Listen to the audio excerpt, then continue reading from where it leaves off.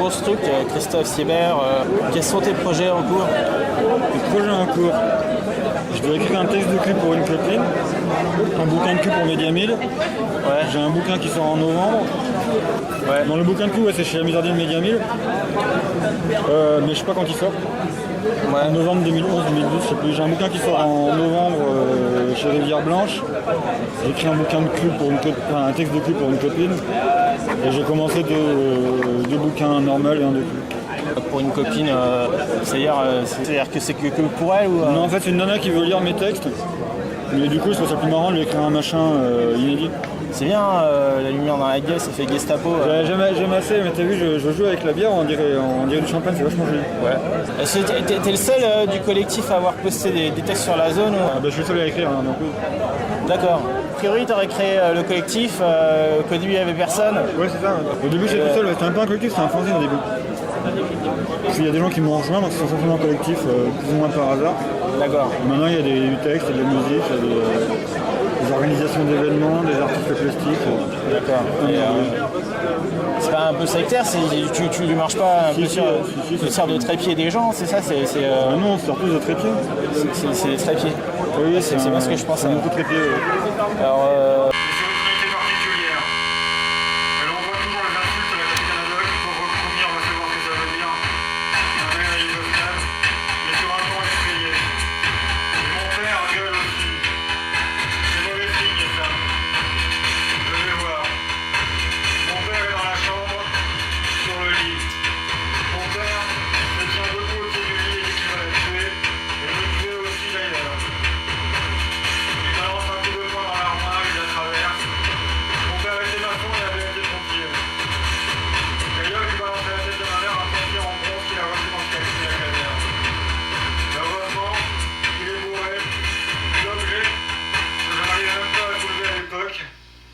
Au lieu d'arracher la tête de ma mère. quels sont tes rapports autres que sexuels avec Georges Frêche à l'époque où il était vivant? Pas beaucoup, j'aime bien ce qu'il racontait. Alors, si je te dis violence, sexe, répugnance, self-destruction, c'est quoi l'intrus? Il y a deux intrus, il y a self-destruction qui est anglais et repugnance qui est mal prononcé. Très bonne réponse. Est-ce qu'on peut dire que tu es un auteur de l'ordinaire, des zombies frustrés que nous sommes, que tu récompenses en formalisant nos fantasmes inassouvis? Tu veux une réponse de forme de blague ou une vraie réponse? Vas-y, fais une vraie réponse. Alors non, je suis un auteur de quel âge, je m'en fous de tout ça. Ce qui m'intéresse, c'est la forme, c'est faire des belles phrases. Des belles phrases, des beaux paragraphes, des beaux rythmes.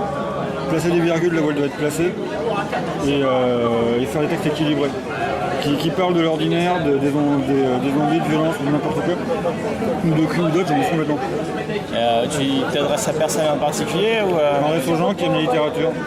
D'accord. Donc il n'y a personne en particulier. Non, du coup, il n'y a personne du tout en fait. Mais s'il en reste un ou deux, c'est à ceux-là que je parle. Ok. Mais j'utilise les gens parce qu'ils m'intéressent en tant que genre, mais après je m'en fous particulièrement.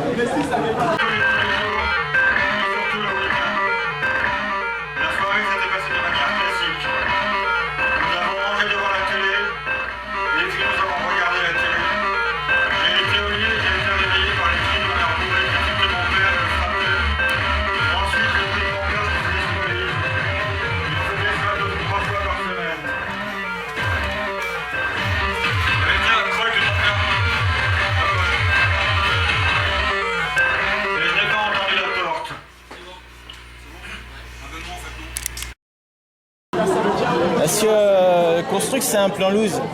Ouais, carrément. Tes rapports au slam, t'en as rien à foutre? Je chie sur le slam. Tu chies sur le slam, ça moi Je aussi. chie souverainement sur le slam, pas en tant que tel, je m'en fous du hip-hop. Cette notion de micro ouvert, c'est de la merde. C'est pas pour les gens qui veulent monter sur une scène, c'est un travail. C'est vrai. Les grands corps malades, tu chies dessus, mais c'est un peu haut quand même. Je chie sur les pieds, c'est plus facile. Que penses-tu des évolutions de la littérature sur le net, iPhone, iPad, toutes ces conneries? Je lis pas. Tu lis pas sur le net? Non, jamais. T'arrêtes pas de poster comme un fou sur le net? Ouais, mais je lis pas sur le net, ça me fait chier les écrans, j'aime pas lire sur les écrans. Ça fait mal aux yeux, c'est vrai. À dire. C'est un bon plan pour les ophtalmos. Non mais attends, je passe 6-8 heures par jour sur un écran à lire mes conneries à moi déjà, je me pète les yeux. Ouais. Et le dos au passage. J'ai peur, c'est peut-être quand j'ai pas internet chez moi. Tes bouquins, c'est un peu la rubrique chien écrasé dilué dans le champ sémantique de Ski Shack. Non, enfin peut-être pas, je sais pas. Développe. Non. Non. Ah bah non, mais j'en sais rien. Ça choque ce que je te dis là Non, ça juste ça me... Non, mais quand je dis chien écrasé, c'était fait divers, c'est-à-dire... Oui, j'ai bien compris, bah, c'est vrai que j'aime beaucoup les faits divers. Mais après, c'est le côté choquant qui me... Qui te choque. Je suis pas d'accord. Ok. Je fais pas de bouquins qui ont beaucoup d'être choquants. Ma mère dit qu'elle va hacker les flics. Mon père répond qu'elle n'a qu'à essayer. Et puis il lui demande combien de temps ils mettront à venir à son avis. Et combien de trempes il aura le temps de lui coller. Je sais pas trop comment ma mère et moi on quitte sa chambre et on se barricade dans ma chambre à moi. Je ferme la clé. Je récupère mon cutter sur le bureau. Et depuis le balcon, je gueule tout ce que je veux pour que les voisins appellent la police. J'utilise des synonymes pour éviter les répétitions. Policiers, flics, keufs, etc. Je hurle. Je voulais pas devenir écrivain à l'époque, la forme ça compte. Les voisins ne répondent pas. Ma mère est pétrifiée de peur, de colère, de honte. Elle est laide, elle est idiote. Mais je m'en fous, ça fait longtemps que de toute façon je ne l'aime plus. J'ai plus de sentiments pour elle, enfin, à part du mépris et un peu de haine. Et la haine passe doucement. Moi, je calcule. Je me demande quelle longueur de lame je dois sortir pour être le plus efficace. C'est un petit cutter, hein. Un instrument de papeterie. Pas le genre de truc qu'on utilise pour faire la moquette. Le mien, pour l'instant, n'a coupé que du papier et du carton. Je me demande où frapper. Je me demande s'il faut aller de haut en bas ou de bas en haut. Ou latéralement. Je n'ai pas peur. Je n'ai pas le temps d'avoir peur. Je calcule. Et je continue de hurler à ce connard de voisins de prévenir les policiers, les keufs, la maréchaussée, merde. J'opte pour le ventre, de bas en haut, une lame sortie de 4 crans. Je mets la sécurité. Mon père parle de défoncer la porte. C'est imminent et je n'ai toujours pas peur. Je suis concentré sur le geste. Faut pas que je me loupe surtout. Je ne pense qu'à ça. On sort de la porte. C'est les flics. Merci les voisins. L'histoire est finie. Penses-tu que la littérature est morte et tu donnes aux gens ce qu'ils veulent? Est-ce que t'as pas peur d'enculer les cerveaux des gens sans leur consentement un peu? Moi non plus, mais en fait, quand je l'écrivais, c'est grosso modo, est-ce que tu as des parts chez Endemol et est-ce que tu vas pas dans le sens de ces connards, c'est-à-dire donner aux gens ce qu'ils veulent? Ils veulent du cul, tu leur donnes du cul. Non, juste par mes ventes, non. En tout cas, ils sont pas conscients que je leur dis ce qu'ils veulent. Ils s'en sont pas rendus compte. Ils s'en sont pas rendus compte. Est-ce qu'il te faut écrire pour vivre? Je suis désolé, mais il faut qu'on entende un minimum les réponses et C'est un micro en plus. Oui, il faut que j'écrive pour vivre, ouais, sinon je deviens fou. Ouais, s'il faut que tu écrives pour vivre, est-ce que tu as déjà pensé à buter un mec et te retrouver en tôle? Parce que c'est le meilleur endroit pour écrire peinard et être... Non, mais j'ai pensé à entrer dans un monastère. Monastère? Ouais. Ouais. C'est pas mal de gens, hein. D'ailleurs, J'ai fait, mais c'est longtemps, j'ai fait clochard à la place. Mais ça marchait pas pour écrire finalement. ils sont en peinard pour écrire. Ouais, mais d'abord en tôle, je suis pas sûr que ça marche comme ça, puis je suis pas un type violent. D'accord. C'est pas violent, hein, c'est juste tu t'as accompli. Hein. Sinon, c'est violent. Des poèmes aussi avec les enfants. Merde. Son visage était rouge et pas loin de pleurer. Son père prit le serviteur et le posa sur la tablette au-dessus du lavabo. Le serviteur en laiton ressemblait à un petit porte-manteau.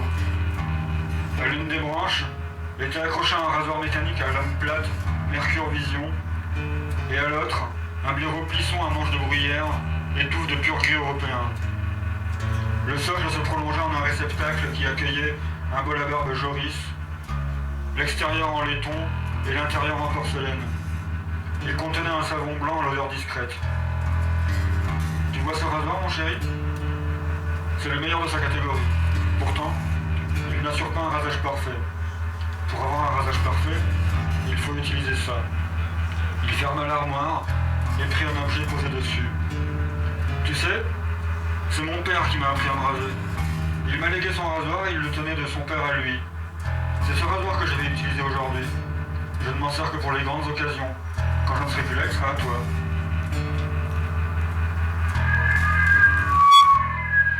Qu'est-ce que c'est que ça? Je ne comprends pas, monsieur le proviseur. Enfin merde, Jean-Paul, c'est quoi cette saloperie? C'est vraiment à vous? Ce n'est pas une calomnie ou une blague de très bon goût qu'on vous a fait? Putain, je fais un rapport à l'inspection de l'académie, vous êtes dingue ou quoi? De ramener ça ici? Vous êtes dingue, c'est ça, vous devez l'être? Je ne vois pas d'autres explications. Je ne sais pas quoi vous dire, monsieur le proviseur, je ne vois pas de mal à... Foutez quand mon bureau, vous m'écœurez, espèce de connard. Vous me donnez envie de vomir.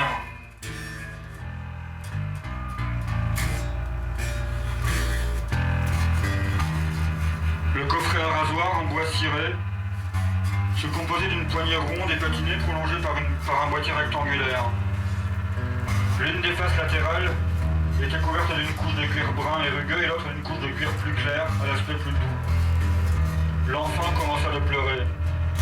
L'homme ouvrit la partie supérieure du boîtier et en sortit un rasoir de type coupe-chou. Son visage s'éclaira de fierté. Il montra l'objet au bébé. Il sourit. Le bébé se calma un instant puis recommença de pleurer. Regarde mon chéri. C'était un Biedermeier des années 40 avec un manche en ivoire blanc. Il le déplia. La lame était parfaitement effilée. La longueur totale de l'objet dépassait les 25 cm. Tout d'abord, il faut aiguiser ton rasoir. Ça n'est pas nécessaire de faire ça tous les jours, mais comme ça fait longtemps que je ne m'en suis pas servi, l'enfant pleurait plus fort, se tordait, essayait de défaire la tache de sa ceinture, mais n'y arrivait pas. Dans son effort, il ne parvenait qu'à faire osciller et grincer la poussette. Bon, j'ai parlé à Martine. Elle me dit que son mari est choqué, très choqué. Mais... Et moi aussi je suis choqué, Jean-Paul, je ne trouve pas les mots. Ça fait longtemps que tu collectionnes ce genre de choses? Je ne sais pas, au juste, c'est important. Je ne sais pas quoi te dire. Une partie des photos était étalée sur la table du salon. Pierre dormait. Julie était sortie. Les photos représentaient des filles nues. Les filles paraissaient avoir 12 ou 13 ans. Elles écartaient les cuisses. Elles touchaient leur sexe épilé. Elles y enfonçaient les doigts.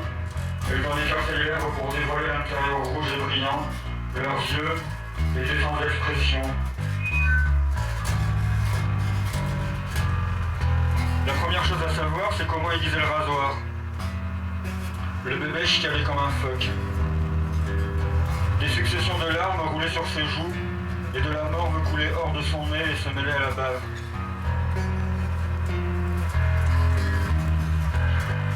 Leur chatte était lisse. J'ai parlé avec ta mère, elle ne me comprend pas. Ma mère, mais elle ne comprend pas, elle est effondrée. Je deviens folle pour parler de ça à ma mère, enfin. J'ai demandé le divorce un peu.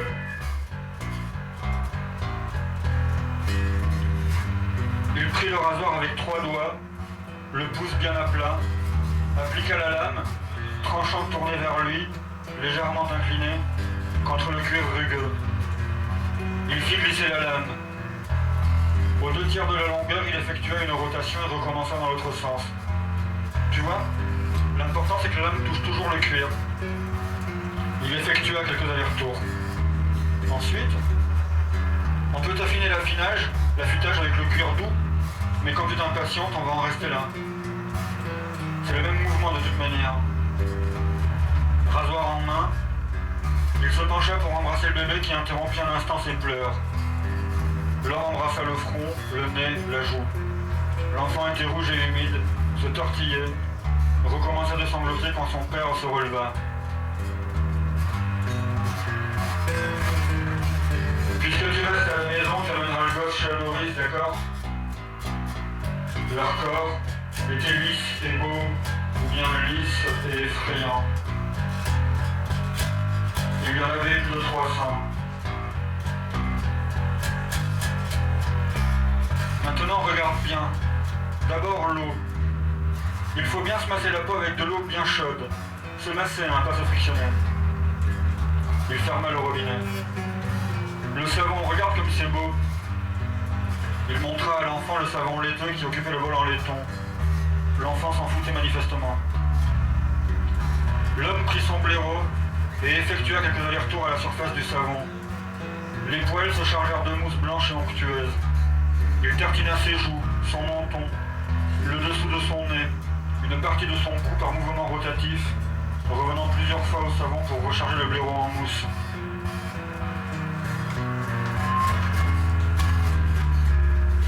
Ce soir, tu ne dors pas dans la chambre. Tu me dégoûtes, Jean-Paul. Pourquoi tu n'irais pas à l'hôtel ou sous les ponts? J'aimerais que tu disparaisses de nos vies. Julie ne veut plus te parler, elle ne dort pas chez nous cette nuit. Elle dit qu'elle ne veut pas vivre dans la même maison que toi. Elle dort chez une copine. Comment est-elle au courant? C'est tout ce que tu trouves à dire? Il n'y a que ces détails merdiques qui t'intéressent? Mais tout le lycée ne parle que de ça, pauvre type, de tes photos, de son ordinateur et de ce que la police y a trouvé. J'ai pas envie de vomir. C'est violent. Des poèmes aussi avec les enfants. Que penses-tu des critiques littéraires Alors, tu fais quoi? contemporains? Bah, y a personne en fait, j'ai joué à Morceau, mais t'es tout seul. Ouais, mais les gens ils ont eu le cafard là. Si, ils merde. veulent rentrer, ils ont eu. Il y a des suicides par dizaines là. Ouais, voilà. Que penses-tu des critiques littéraires contemporains et de la morphine numérique qu'on y sert et des toboggans? Mais t'étais ivre quand on a écrit ça, c'est possible. Non, pas du tout. C'est juste une espèce d'entourloupe philosophique pour voir si tu arrives à te dépêtrer ce genre de questions. Ah bah non, les toboggans là, Ok. c'est de grandes difficultés. T'as un public, hein, t'inquiète, il y a la chance d'être publié, machin. Est-ce que t'as déjà rêvé d'éjaculer dans les bouquins qui te tentent pour faire des dédicaces? Non, mais j'ai pas assez de bouquins. T'as pas assez de bouquins ou t'as pas assez de foutre ou enfin, je sais Ah, pas. c'est un ensemble, c'est-à-dire que les conditions... C'est une question de logistique en Les fait. conditions n'ont jamais été réunies, mais Ils ne sont pas réunis, donc du coup... dans l'absolu, pourquoi pas. Ok, d'accord. En même temps, réussir à écrire mon nom avec du foutre, en éjaculant, Non mais les gens quand ils tournent leur bouquin en disant qu'ils t'aiment et machin, ce qu'ils veulent c'est une trace ADN de toi quoi qu'ils pourraient garder comme ça pour... non, je crois pas. c'est une partie de toi. J'ai écrit ça pendant un moment, mais en fait, les filles se sont chargées de me montrer comment en fait. D'accord. Ce qu'elles veulent, c'est vraiment les bouquins. Enfin bon, je connais pas ça encore. C'est un peu... Leurs aisselles, leurs jambes, leurs chattes, pas le moindre poil, pas le moindre duvet nulle part. Les corps d'enfants, les corps de mutantes, les corps parfaits, les chattes parfaites aux couleurs parfaites à la liseur parfaite. Vous n'auriez vu votre vie, mais il n'y a pas de merde dans sa merde. Jamais. Il y a la biologie, il y a autre chose. Vous seriez le dernier prof de LGBT sur Terre et personne ne voudrait de vous. Espèce de malade, vous irez en prison, vous le savez. Mais je ne pense même pas que vous osiez me téléphoner. Allez vous faire soigner, dégueulasse. Il entailla la peau. Il me découpa. Il ne dit plus rien. Il n'y eut plus que les hurlements du bébé. L'homme pratiqua une série d'entailles. N'as-tu jamais rêvé d'écrire un long poème dédié au poney? Non, mais j'ai une copine qui est fan de poney. D'accord. Faut voir de ça. Des ateliers aussi. Dans ta vie quotidienne, quels sont les moments les plus propices à l'inspiration? Alors là, c'est une question à choix multiple, attention. Alors, c'est quand tu fais caca, quand tu baises ou quand tu déterres des cadavres? Non, mais c'est intéressant cette question. Et le côté choix multiple aussi est intéressant. Ouais, non, ça je m'en fous, mais c'est intéressant ce que tu soulèves parce que effectivement, la libido est liée à mon travail. Quand je travaille beaucoup, j'ai beaucoup de libido. Quand je fous rien, j'ai plus de libido. Ok. Sinon, l'inspiration, ça n'existe pas par contre. L'inspiration, c'est un gag. Hein? L'inspiration, ça n'existe pas, c'est un gag. C'est un gag qui t'envahit, qui est Non, c'est une blague. c'est céleste, qui t'investit. Mais il n'y a pas d'inspiration. L'inspiration, Je suis autant inspiré qu'un boulanger. C'est-à-dire, je me lève, je me fous à mon ordinateur ou à mon classeur selon le mode de production. Et puis je passe, non, mais c'est un truc effectivement que les égotiques ont inventé. Et puis je passe 6 heures dessus. Des fois il sort rien, et je fais 800 Tetris, des fois il sort des pages. Mais il n'y a pas d'inspiration. Il y a l'inspiration pour les poèmes. D'ailleurs j'en écris 2 par mois, d'accord? L'inspiration comment ça compte? Ils sont petits comme ça, ils font 200 mots chaque fois. Par contre, l'inspiration ça va avec la page blanche, par exemple le syndrome de la page blanche. Il n'y a pas de page blanche. Bah ouais, putain. Les humains ont battu pour ouvrir. À la cuisine, maman faisait la vaisselle. Papa et moi, on se battait et on se roulait par terre. On se pinçait et on se chatouillait. À un moment, il m'a dit qu'il allait me mettre à poil. J'ai ri et il l'a fait. J'ai ri un peu moins et il m'a touché entre les jambes pour me chatouiller. Ma mère nous a surpris et je me suis mise à pleurer. C'est partisan, moi aussi. on appelle le C'est mon SAMU. rêve là, le plus cher, mais il faut élitreiller des gens là. Avoue que t'es payé au black. j'espère. Ok. Enfin bon, les Japonais, ils ont trop cherché les Pokémon, ils s'en sont pris plein la gueule. Et c'est bien fait pour leur gueule. Quels sont tes auteurs favoris sur la zone? Sur la zone, je sais pas, je lis personne sur la zone. C'est une bonne Si, il réponse. y avait une meuf que je lisais, mais je sais pas si c'était une meuf en vrai. Mais je sais plus comment elle s'appelle. 222, c'était peut-être Glo alors. Je sais pas, il y avait une meuf qui fait des bons trucs. Glo, c'est un Uber littéraire qui écrit des trucs. Ou sinon, il y a Dorak. Est-ce que c'est toi Dorak d'ailleurs? C'est la question de la mort qui tue en fait. Non, mais j'ai jamais changé de pseudo. Non, il y avait une meuf qui avait des trucs sur la zone, mais je crois qu'elle était pas de la zone, elle était passée comme ça en touriste. Elle avait fait des bons trucs, mais je sais plus qui c'est.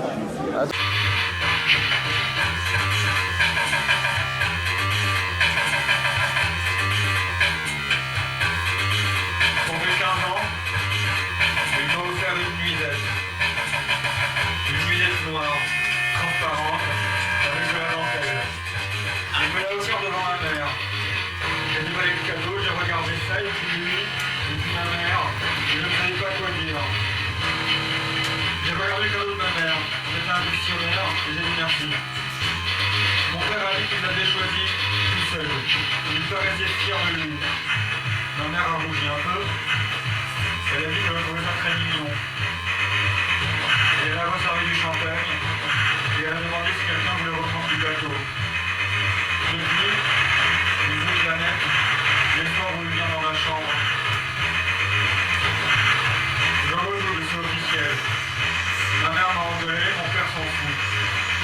Il me dit que je suis sa princesse, sa petite princesse d'amour. Et je trouve que ça n'est pas grave si je ne suis pas doué pour les études. Que ça viendra peut-être avec le temps. Ma mère et mon père s'engueulent à ces propos. Je ne comprends pas ma mère. Elle provoque des disputes à propos de l'heure à laquelle je devrais rentrer le soir ou à propos de savoir si oui ou non je vais suivre les cours privés pendant les grandes vacances. Et ce qui se passe dans ma chambre qu'on voit par moi, elle n'en parle pas, elle n'en parle jamais. Je ne sais pas ce qu'elle pense, je ne sais pas ce qu'elle ressent. Elle ne s'en occupe pas, ça ne la regarde pas, elle refuse de savoir, elle ne veut pas y penser. Donc là, une petite question pour que ça fasse un peu interview pour la zone.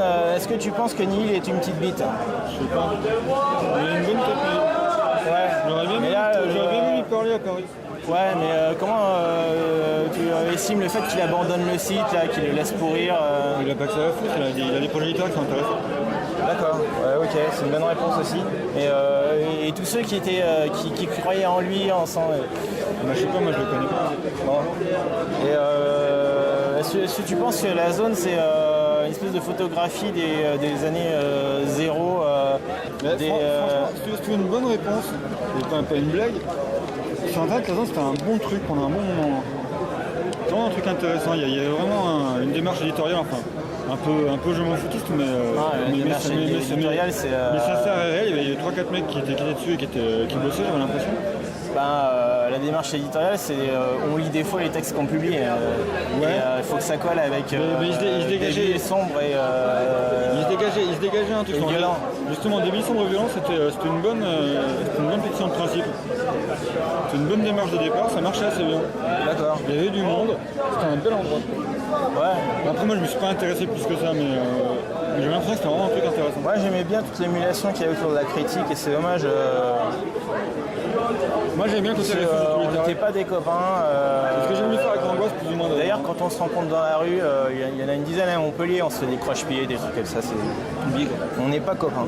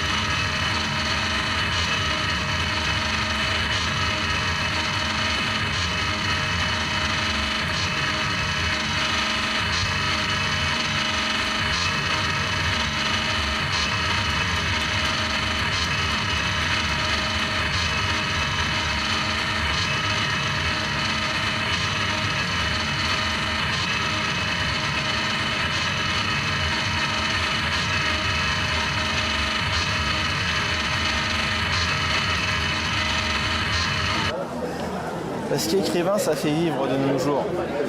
Qu'est-ce qu'on entend par vivre? Ben, pas mourir, quoi. C'est survivre. Ben, je meurs pas pour l'instant. Ok. Je sais pas si Tu fais pas un autre truc à côté Ouais, le RSA. Alors, le méchant de bête était-il un temple et un refuge pour tes adeptes? Non, pour ce qui est le méchant de bête, il faudra exactement. Moi, je sais pas. D'accord. Ok.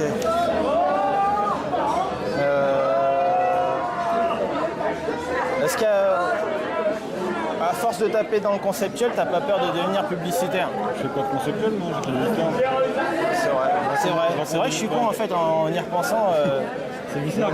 Ma phrase était. C'est parce que le seul bouquin conceptuel que j'ai fait, c'est J'ai peur et justement, je l'aime pas. Ouais, les trucs que tu as publiés sur la c'est celle qui est sortie. minutes, etc. Il y a un concept à la base. Où tu, Non, enfin, ouais, il y a un 24 heures chrono, ils t'ont tout coupé. Il y a un concept de fond, je voulais écrire un machin en temps réel. Donc d'ailleurs, c'est un échec. Cela dit, ça démontre pas que c'est impossible. Ça démontre que je n'étais pas assez compétent pour le faire. Mais à mon avis, c'est possible d'écrire un texte en temps réel, c'est possible. Sans devenir publicitaire. Enfin, je veux dire. On s'en fout de ça. Ouais, c'est vrai, on s'en fout. C'est pas du texte en temps réel, ça c'était intéressant comme idée. Et personne n'a réussi à le faire pour l'instant. C'est con. Tu sais qu'il y a des gens qui réussissent à le faire, c'est les commentateurs sportifs qui font des rapports minute par minute de matchs de foot. Exactement. Ou les correspondants de guerre. Ah, ils font ça à minute par minute. Sur France Info qui font des fois des machins comme ça. Sur des guerres du Golfe qui font des fois des événements comme ça vraiment en temps réel. Mais en fiction, ça n'a encore jamais été fait correctement. Ouais. Moi j'ai tenté un coup, ça a été un échec c'est complet. pas mal, la minute. Non, sinon c'est une merde. C'est illisible, attends. Attends, c'est un machin où quand un il pleure pendant 10 minutes, je fais 200 lignes avec je pleure. Parce qu'en fait, je suis parti d'un. Ma seule idée c'était pour lire une phrase de, je crois 250 signes, on met 60 secondes. Partant de là, j'ai tenté de faire correspondre mes descriptions au temps qui s'écoule. Donc quand la meuf fait rien, c'est épouvantable. Quand elle pisse, ça fait 2 pages. Donc oui, c'est raté. Mais je pense qu'il y a moyen de faire un truc intéressant avec. C'est plus de compétences. Il faut que tu intègres la notion de temps relativiste et du... Non, justement, c'est du temps réel. Le temps réel n'est pas relativiste. Le temps réel est réel. Par rapport à un référentiel. Donc du coup... le référentiel était un narrateur interne, donc le référentiel c'est celui qui parle. Quand tu vas pied, ça prend 3 minutes. Mais si on le raconte, c'est chiant. Il faut un écrivain talentueux. Il aurait fallu Hemingway. Il était mort. Bon, ma dernière question c'est... Donc après les questions de toute façon je les reposerai dans un autre ordre, je ferai un montage et je te ferai dire des trucs que t'as pas dit. Est-ce que tu es un lecteur aussi? Et un lecteur de quoi? De livres. Mais c'est quand on pense. Je sors les bouquins que j'aime bien. Ouais. J'aime bien le roman noir des années 20 à 50. Et le roman noir français des années 70 à 80. Et d'autres trucs. Divers et variés. Mais avec une prédilection quand même pour ces deux périodes. On peut poser la question à la con, comme pour les musiciens, quelles sont tes sources d'inspiration?